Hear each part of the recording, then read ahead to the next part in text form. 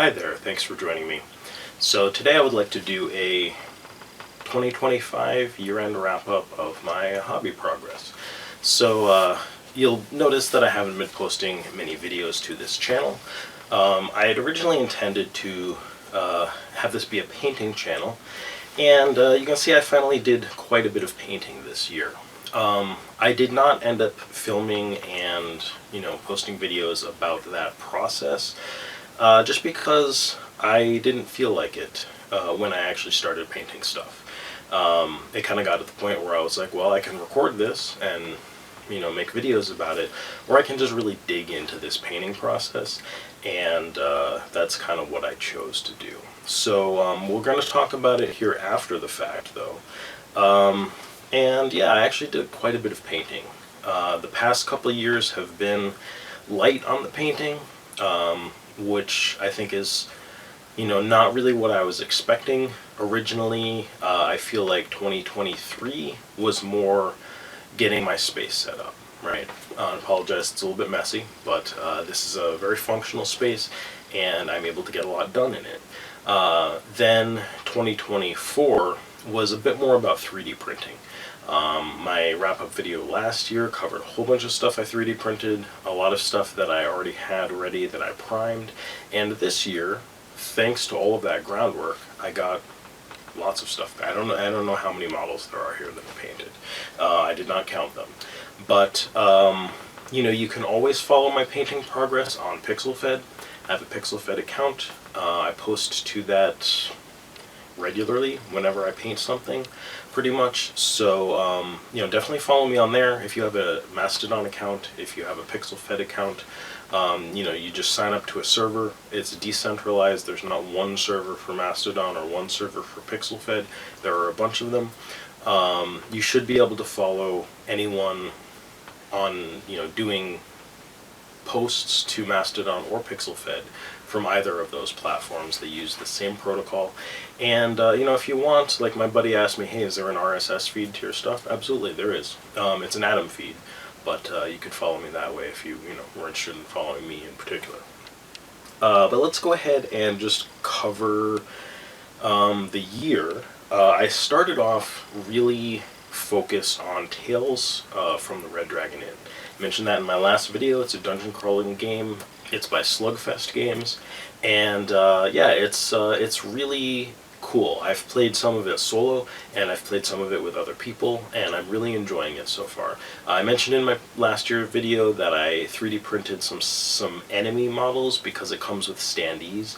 I haven't painted any of the hero models yet, but I did paint some of the like enemies. I've got slimes. Those are something that you encounter in the first mission or two, and also some what they call gizmoblins, which are like these robot, like steampunk automated things that you fight. So I've got some of those painted up. I think that they're nice. And I also did a little bit of terrain. I think this was a theme this year as I got into some terrain, which I'm really happy about.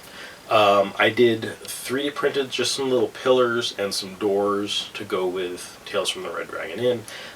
They're not really my favorite paint jobs this year, but this stuff is always informative, instructional, whatever you want to call it. You learn something from doing this, so I definitely learned something doing those. And it was, anytime you do a bunch of miniatures, it's time and effort, right? I think there's like 12 or maybe more doors here and like 5 pillars. It was a lot of painting. So that was kind of my start of the year.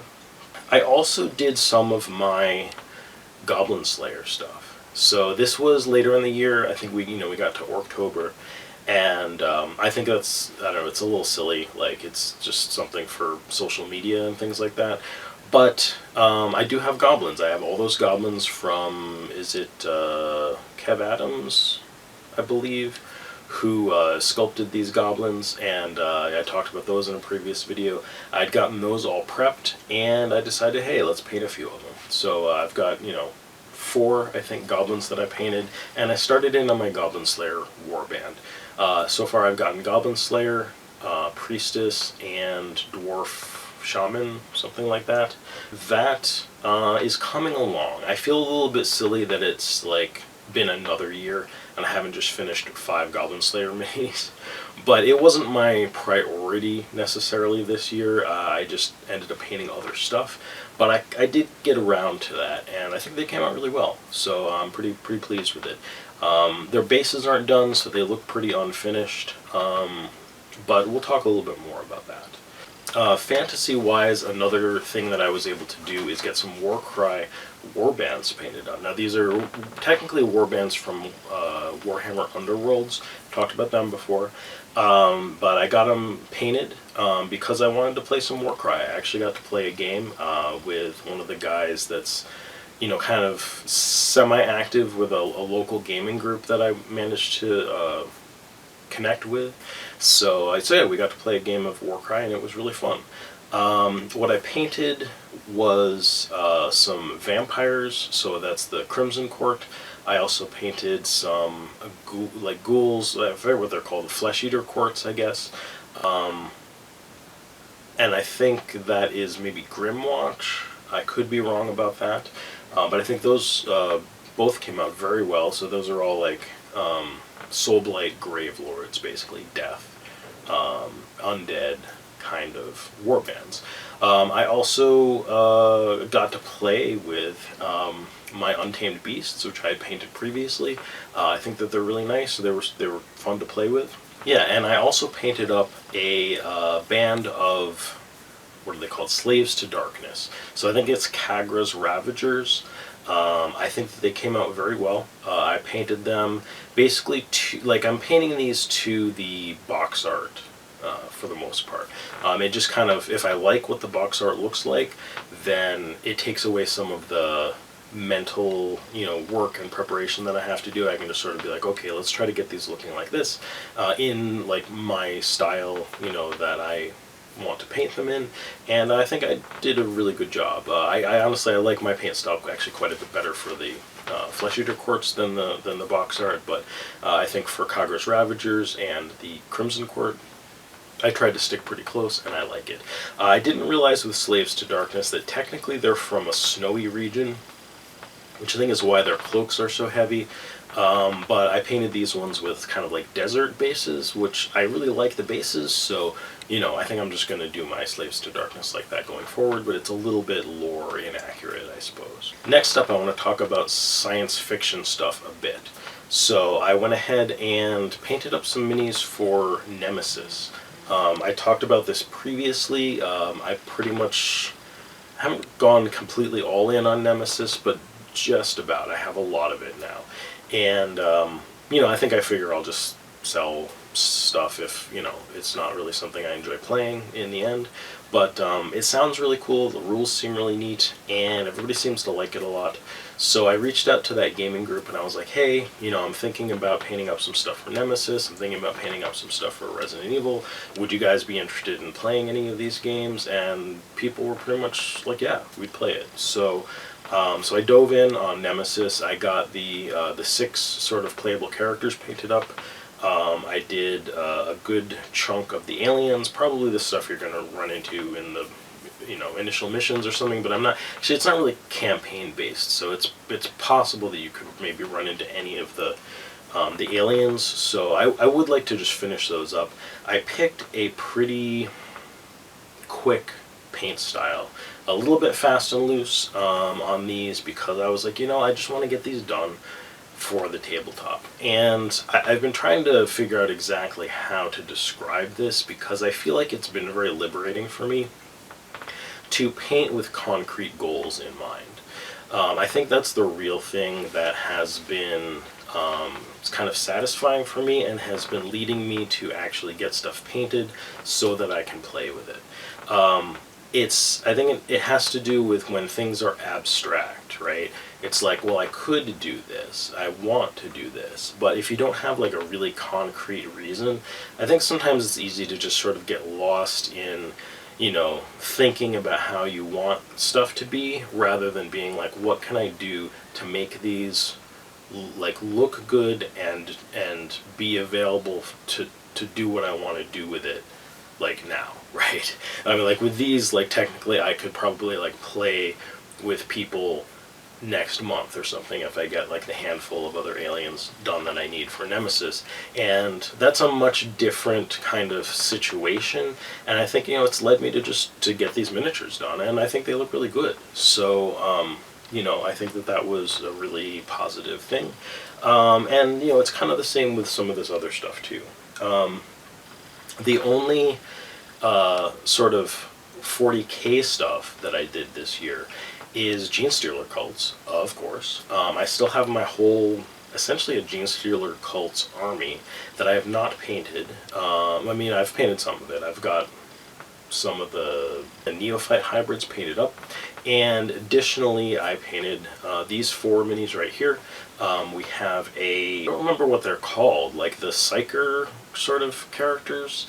I don't know why the name is escaping me right now, but they have their little familiar, 2 Acolyte hybrids, and I painted these up for Necromunda. My buddy and I played some Necromunda this year. He got into it kind of independently of me, and he's like, oh hey, do you want to play some Necromunda? You can use your Genestealer cult guys in it. And I was like, oh really? So I looked up the Genestealer cult rules, made a little warband. It's a gang, I guess, a gang. So it's more than these 4 guys, but it's basically, these were the new models that I needed, and then I just used some of those Neophyte hybrids, and I was good to go. It was really fun to play, but I realized, like, you know, if I'm playing Necromunda with my buddy, I want to have a painted gang, right? Like, it's not that many models. Let's just paint these 4 up, and I think they turned out really, really well. You might remember those pure strains from last year that I did, and I was saying, yeah, you know, I made it a long way with them, but I wasn't entirely happy with how they looked. They were maybe, you know, 80-90% where I wanted them to be. These, I feel like, are more like 100% where I want them to be. I'm really quite pleased with how they came out. And, you know, those pure strains, I feel like were they're disappointing because they didn't get where I wanted them to. They don't have enough contrast. They're kind of washed out. They're a little too light and bright. But going through that process was really important. I learned like what I wanted the colors to look like, how I could make the colors look like that with my, you know, these speed paints from the army painter that I have, and then I figured out how to like make them actually look all the way that I wanted to for these guys in particular. So that's also especially exciting, because what it means is that I'm in the clear for like painting the rest of my Genestealer cults army. I would say the thing holding me back on that is that concrete goal, right? I don't really have that for Genestealer cults, but I think I would like to keep painting them without a concrete goal in mind right now, but it probably means that they're going to be a bit more of like a back burner painting project for the time being. But I also got some terrain painted and made up. So this terrain that they're standing on here is 2 paint cans. I'd used up some spray paint, and I was like, you know what, I bet you that would make some cool terrain if I just 3D printed maybe some grates to go on top and something to connect them together, and some little, what do they call it, greebling on them, and they look like some little, I don't know, sci-fi silos or something like that, and I think they look great. It's a cool little piece of scatter terrain that, you know, can block line of sight and people can climb on top of it, and I think it's pretty cool. So that was a fun project. It's some of the first terrain I've ever made and painted, so it's kind of a big deal. I actually did a lot of sponging on it too, so it was like primarily sponge painted, and I think that was very successful. So I definitely learned a lot from that, and it's gotten me kind of the terrain itch a little bit. So I also went ahead and painted up the terrain from Starn's Disciples, which is a kill team for Genestealer cults that my buddy got me. Came with the kill team, came with the terrain. So I painted that up. It's Ryza Ruins terrain. It's basically like 1 sprue, so like, I think it's like half of what you'd get in a Ryza Ruins kit. It's just some Games Workshop, like first party official terrain. I think it looks pretty cool. I painted it up, I think, pretty much like the box art, and I did, you know, again, sort of new to me stuff on it a little bit. I made use of my airbrush, and then I did a bunch of edge highlighting. I've certainly edge highlighted things before, but I don't like paint a bunch of Space Marines. It's not something that I'm used to doing, or a technique that I use on a lot of my miniatures in, abundance. So this is probably like the most edge highlighting that I've done, and I'm not even finished with this Rise of Ruins terrain. I got like some of it to what I would call like a completed state, and then there was like one or two of the pieces that I hadn't quite edge highlighted up as much as the other ones, and then I just haven't actually gotten around to doing that at all. But it looks good. We can put it on the table. We used it in a game of Necromunda. That's fun. I think I'm really appreciating when you can get things to a place where you can use them when you want to use them. I think that's a really good way of using your hobby time. Finally, I would say my other kind of surprisingly big project this year was sort of this modern zombie horror stuff. It's not really surprising because I've wanted to do it for a long time. It's just surprising that I did it and did so much of it. And I don't know exactly why either. I kind of had been planning to like do some Nemesis and some Resident Evil with some guys from the gaming group, and so you can play both of those solo. So it would make sense for me to like play Nemesis solo and play Resident Evil solo and kind of get myself up to speed on the rules so that I could play with those guys. But I think maybe before I painted the Resident Evil zombies, I kind of wanted to paint zombies that I wasn't planning to use for Resident Evil, like as practice. And I've been talking about a game called Last Days from Ash Barker, that, it's zombie skirmish game rules, right? He did a supplement to it that has, like, extra campaign stuff. It has solo rules, it has co-op rules, and the solo rules and co-op rules are available as a PDF, so you can get those even if you don't get the book. But I wanted the book anyway, and I tried out some of the solo rules with miniatures, and it was really inspiring. I like the idea of zombie apocalypse as a setting for tabletop gaming. I don't know why, it's just really evocative for me. And so most of my 3D printing this year, maybe all of my 3D printing this year, was focused on that and kind of looping in the terrain a little bit. Most of it, I would say, was actually scatter terrain and such for zombie apocalypse tabletop gaming. This truck, these cars, this bus stop, dumpsters, a doghouse, a soda machine and things like that, barriers, construction cones, all that kind of stuff. And it's been fun. There's actually a lot more of that kind of scatter terrain behind me and over here just waiting to get painted.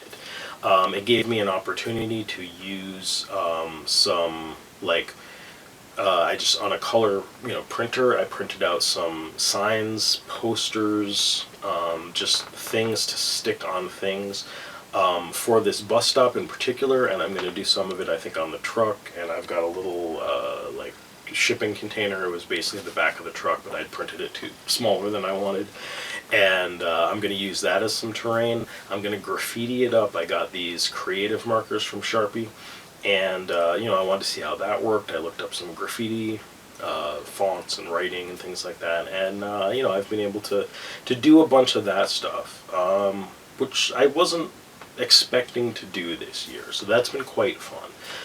Additionally, I've had some of these zombie survivor minis and zombie minis kicking around for not just years, like decades. And I finally got them painted up. A lot of them are metal. I got these, these patrol officers. I 3D printed these SWAT guys. These various just random, survivor, everyday people on the street. I 3D printed some ladies, some dogs, a doghouse for them.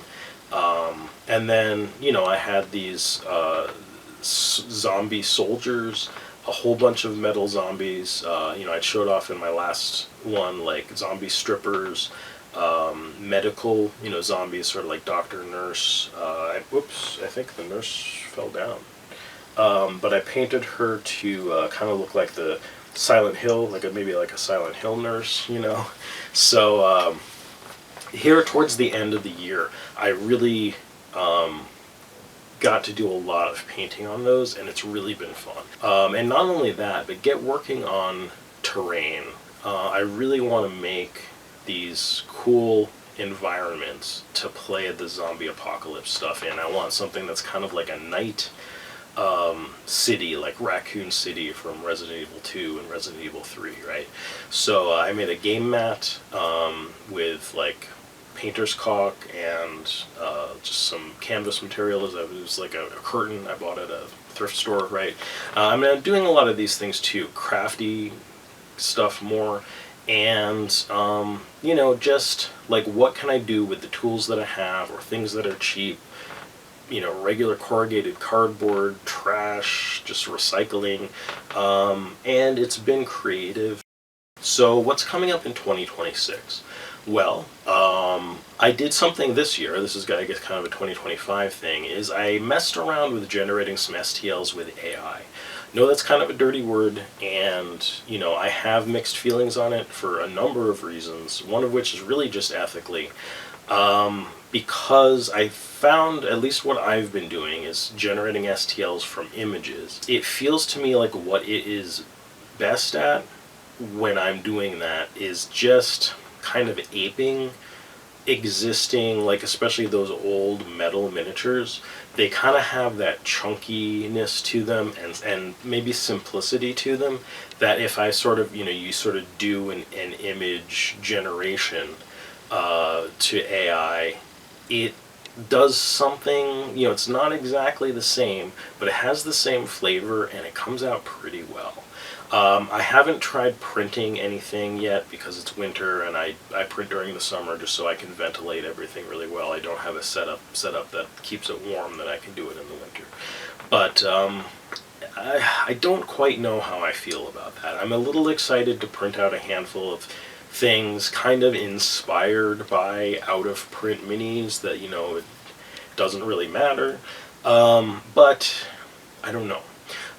It is a little bit exciting, though, having the ability to, like, without completely 3D modeling something yourself, be able to generate, like, STL files that you can print out on your 3D printer that are pretty good for, like, specific use cases that you have. So I might do some more of that in the future here in 2026. We'll see. I'd like to do things maybe that are, like, just unique to me, right? So I'm not, like, just copying somebody else's miniatures or something, which I think is a little sleazy, but maybe like just do some custom stuff. Additionally, I did buy some miniatures this year. I think I was much better than previous years where I think I was really building out my collection to be able to play games that I want to play. This year, I did end up getting Tomb World. I didn't really get the whole thing. I split with my buddy the models and the terrain from Tomb World, so I do have that from Kill Team. I also still have Necrons from Shadow Vaults, I think it was, that other Kill Team box, and, you know, I just have, like, I have Necron stuff to paint up, and I got some more of it this year. I also have other terrain, too. I think I have all the terrain from the other Necron thing, Pariah Nexus. I need to paint all of that up. So, definitely a lot of stuff to do there. I still have that box of Slaves to Darkness, and I have a whole bunch of Resident Evil, the board game, and more Nemesis stuff that can keep me busy for quite a long while. So, so yeah, I think it's been a really exciting year. I think I'm looking forward to 2026. I'm looking forward to maybe getting my FDM printer working again. I did get a new hot end for it, and I'm going to try, you know, maybe that will give me more options with terrain. I'm going to do more terrain crafting, and I think I'm just going to do more game playing. Some of that game playing is going to be solo, so I might try publishing some of that on this channel. We'll see, but perhaps this will be more of a gaming channel than a painting channel at this point. But I would like to play solo Nemesis, Last Days, Tales from the Red Dragon Inn, you know, all of this stuff, the Resident Evil board game, and I think it would be really fun to share that with people, especially when I get things looking painted and nice with evocative terrain. I'm really looking forward to that and playing with friends and folks from the gaming group, the local group that we have. So I hope you'll join me for that. Let me know how your 2025 hobbying has gone. If you guys have videos, you can link them in the comments, link them to me, I'll check them out. Yeah, I'll just catch you guys again the next time I decide to make a video. If that is at the end of 2026, then I will see you then, and hope you had a good 2025. Take care.